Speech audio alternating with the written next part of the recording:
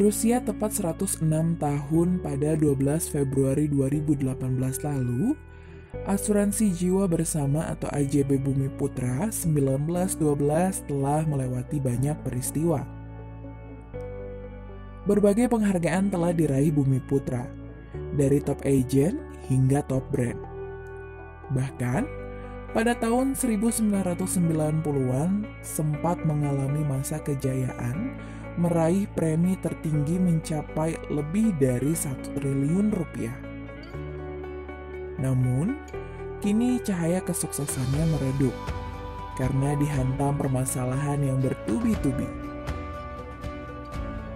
Diduga buruknya penerapan tata kelola perusahaan adalah faktor utama yang membuat neraca keuangan Bumi Putra tersungkur. Sebanyak 5 jutaan pemegang polis pun was-was, berharap dana mereka tak ikut lenyap bersama pudarnya cahaya Bumi Putra. Ya, satu kata untuk kondisi Bumi Putra saat ini. Kacau.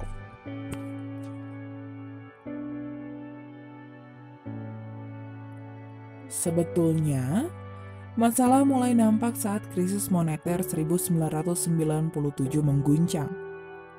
Bumi Putra ikut terkena dampaknya. Nasabah ramai-ramai mencairkan polis dalam valuta asing dengan nilai tukar rupiah yang melemah sampai mendekati Rp17.000 per dolar Amerika Serikat, maka keuangan Bumi Putra benar-benar terpukul. Masalah terus mendera.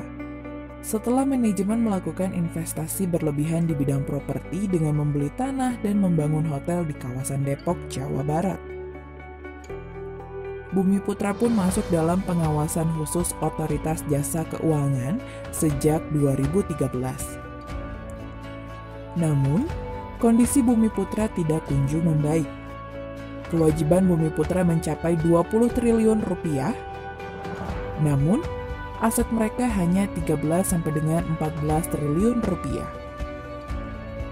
Bumi Putra pun kesulitan membayar polis nasabah.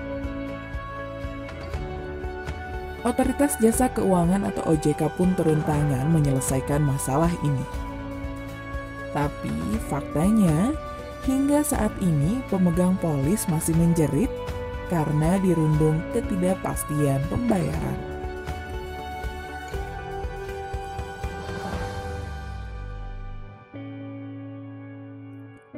Kacaunya kondisi Bumi Putra menempatkan pemegang polis dalam posisi yang sulit. Celakanya, banyak yang belum memahami. Dalam badan hukum usaha bersama atau mutual seperti Bumi Putra ini, pemegang polis adalah juga pemilik perusahaan. Dengan demikian, ini penting dicatat. Satu-satunya sumber pemodalan Bumi Putra adalah pembayaran premi dari pemegang polis.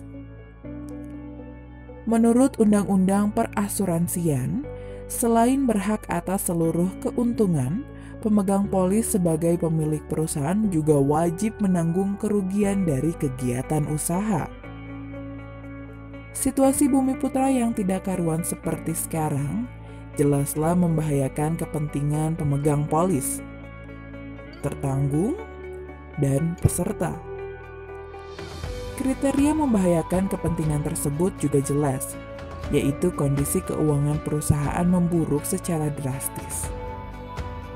Jika direksi atau komisaris dan pengelola tidak memiliki jalan keluar untuk mengatasi permasalahan, izin Bumi Putra sah secara hukum untuk dicabut.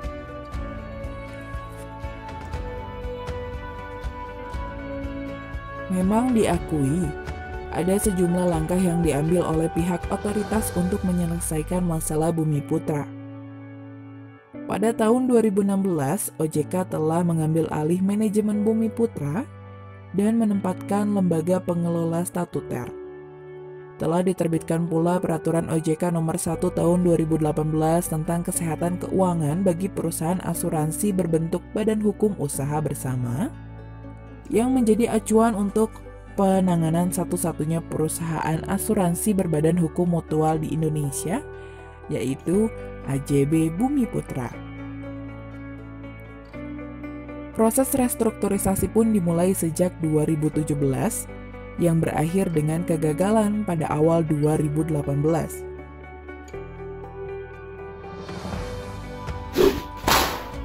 Kerjasama dengan PT Bumi Putra Investasi Indonesia Tbk alias PT Evergreen Investco Tbk sudah berakhir. Selanjutnya, AJB Bumi Putra yang sempat setahun lebih berhenti menerima pemegang polis baru akan kembali beroperasi normal. Evergreen adalah perusahaan cangkang yang akan mencari pendanaan bagi AJB Bumi Putra melalui penerbitan saham baru alias right issue. Penggunaan Evergreen sebagai kendaraan lantaran investor tidak bisa langsung menyuntikkan modal ke AJB Bumi Putra yang berbadan hukum mutual. Jumlah dana yang akan disuntikan kepada Bumi Putra pun berubah-ubah angkanya. Dari awalnya diberitakan mencapai 40 triliun rupiah, hingga pada akhirnya hanya terrealisasi 537 miliar rupiah. Itu pun sebagian besar tersedot untuk pembiayaan awal pembentukan perusahaan baru PT Bumi Putra sebesar 100 miliar rupiah dan pembayaran pesangon seribuan lebih karyawan yang mencapai 297 miliar rupiah. Buntutnya adalah pecah kongsi. Sekarang, AJB Bumi Putra berjalan sendiri, dan perusahaan yang baru terbentuk itu berganti nama menjadi Bhinneka Life. Pemegang polis tetap gigit jari dan kelabakan menyelamatkan polis yang terancam hangus.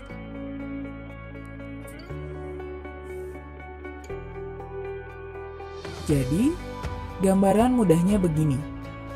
Karakteristik industri asuransi adalah janji, di mana dengan menerima premi, perusahaan asuransi berjanji memberikan ganti rugi atau sejumlah uang tertentu kepada tertanggung apabila peristiwa yang diperjanjikan terjadi.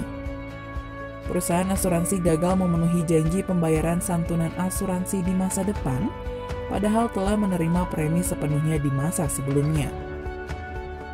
Peluang kegagalan menjadi lebih tinggi apabila penyelenggara usaha asuransi tersebut tidak didasarkan pada tata kelola yang baik, atau apabila para pengurusnya tidak amanah. Poin penting dari kegagalan memenuhi janji tersebut bermuara pada satu hal, yaitu kegagalan pengelolaan aset dan investasi yang menyebabkan terjadinya ketidakseimbangan antara proyeksi arus aset dan kewajiban. Untuk membayar polis nasabah, Bumi Putra perlu mencairkan aset-asetnya.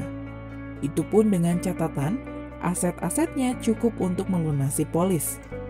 Masalahnya, AJB Bumi Putra kesulitan untuk menjual aset-aset tersebut dalam jumlah besar secara sekaligus.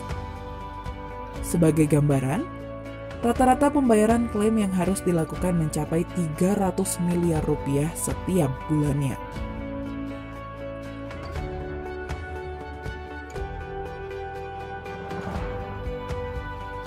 Saat ini, yang paling mendesak adalah jaminan kepastian bahwa polis jutaan nasabah tidak hangus.